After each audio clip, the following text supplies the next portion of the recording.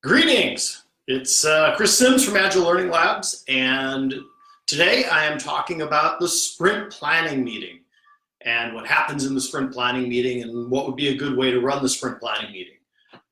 Running a sprint planning meeting is, or at least leading the first part of a sprint planning meeting, something that a product owner would typically do.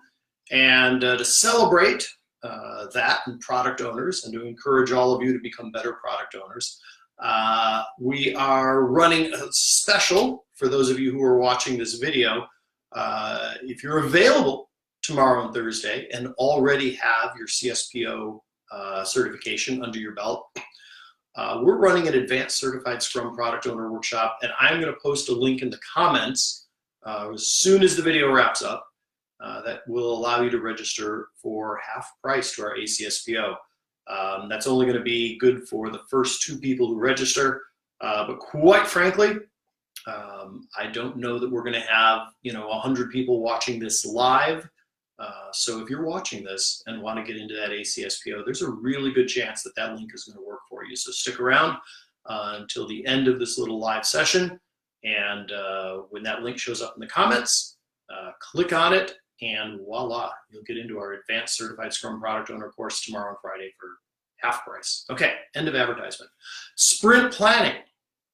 So before we can start sprint planning, the development team, the product owner, and the stakeholders will have worked together to refine the items in the product backlog so that we have a number of items up at the top of the product backlog that are sprint ready. Now, my recommendation is you always want to have 2 to 3 sprints worth of sprint ready stories at the top of your product backlog, so that even if things change in unexpected ways right before sprint planning, you're still going to have plenty of important stuff up there at the top that's ready to be considered in your sprint planning meeting. Now, sprint ready means small enough to comfortably fit into a sprint. My recommendation these days is that any story that is bigger than 20% of your team's weekly capacity is just automatically too big to be sprint ready. So for example, if your team does 1-week sprints and your velocity is about 100 points a sprint, then any story bigger than 20 points is just automatically too large to be sprint ready. It needs to be broken down into smaller stories. Sprint ready also means that the product owner, development team, and stakeholders have full confidence that they are on the same page about what the outcome is going to be, right? What are we going to get when the story is complete? And so we have really sharp acceptance criteria that everybody thinks, hey, we have a common understanding of those acceptance criteria. Sprint ready also means the development team has very high confidence that they know what work they're going to have to do in the sprint in order to deliver that story, and that that work comfortably fits into a sprint. And finally, sprint ready means we don't know of anything, for example, a dependency, that would prevent us from being able to finish that story in a single sprint. So given that we have a bunch of sprint ready stories at the top of our product backlog, we can enter a sprint planning meeting with high confidence that things will go well. So sprint planning typically happens in 2 phases. The first phase is where the team is committing to a set of stories that they have full confidence they will deliver this sprint. Typically, a product owner will lead this part of sprint planning, right? Because if I'm a product owner, I know, hey, these are the things that I want. This is the order that I would like them delivered in. And I'm coming to the team to see, hey, how much of that does the team have full confidence they can complete this sprint? So first part of sprint planning is product owner. I would take the first story off the top of the product backlog. This one happens to be building a house of cards. And I would say, hey team, remember this house of cards story that we all refined in our previous backlog refinement activities? Really would like this sprint. It's the most important story to the business. Do you have full confidence that you can deliver this as a team? And the entire Scrum team would vote with their thumbs, right? Do they have full confidence or not, or whatever technique that they happen to use. And so assuming that everybody says, oh yeah, we can totally get that done this sprint, this would come into our sprint backlog.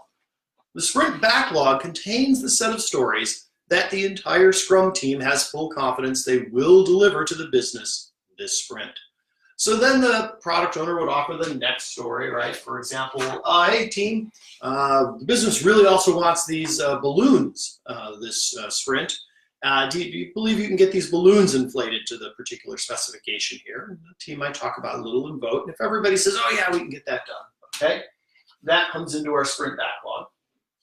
So on and so forth. Product owner offering the next most important story, team members voting. At some point though, the product owner is going to offer a story to the team, and we're going to get our first thumbs down, right? Somebody on the team feels like, I don't have full confidence that we can get that story done this sprint. In that case, we get to talk about it, maybe vote again, but eventually we're going to get some thumbs that stay down. This story cannot come into the sprint backlog, right? The whole team doesn't have full confidence they can do it.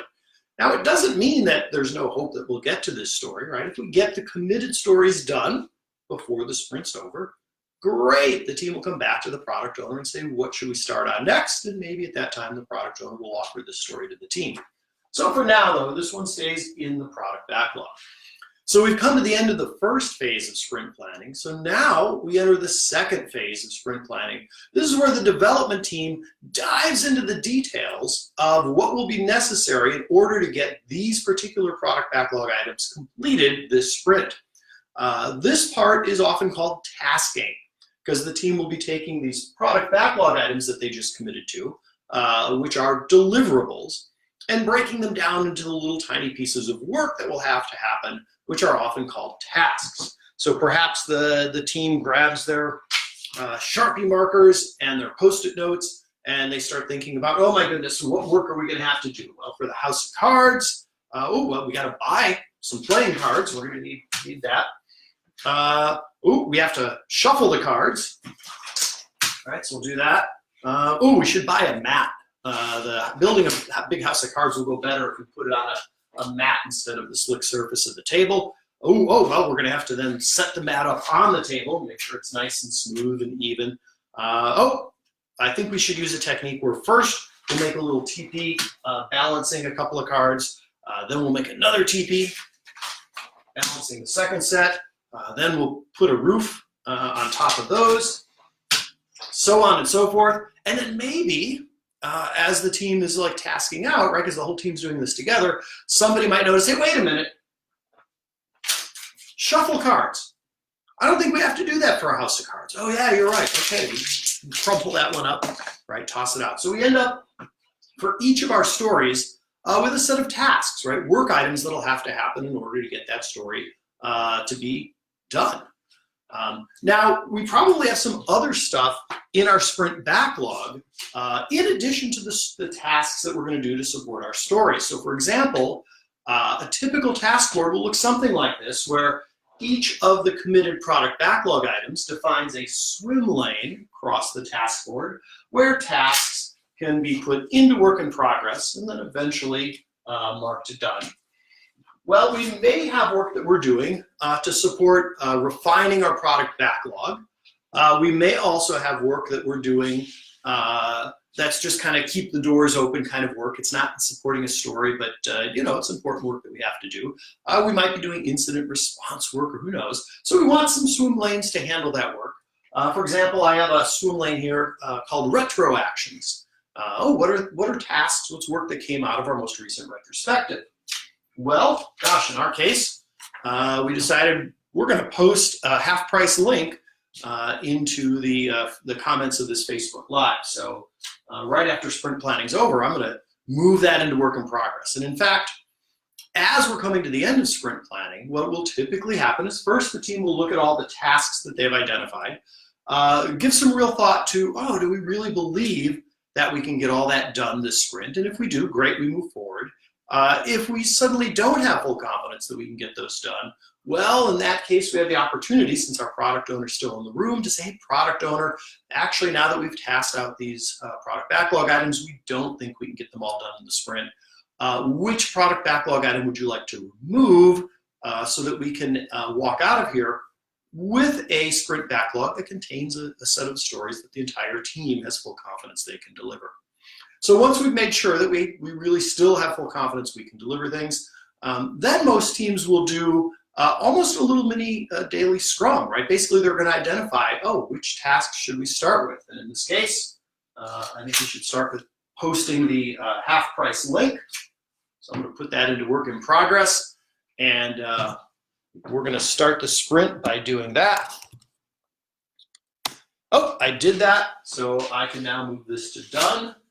And look at that. We are off and running, doing the work of our first sprint, having successfully planned it. So thanks very much for tuning in to this little Facebook Live session. I hope it's been valuable to you, and I look forward to seeing you next time we do it.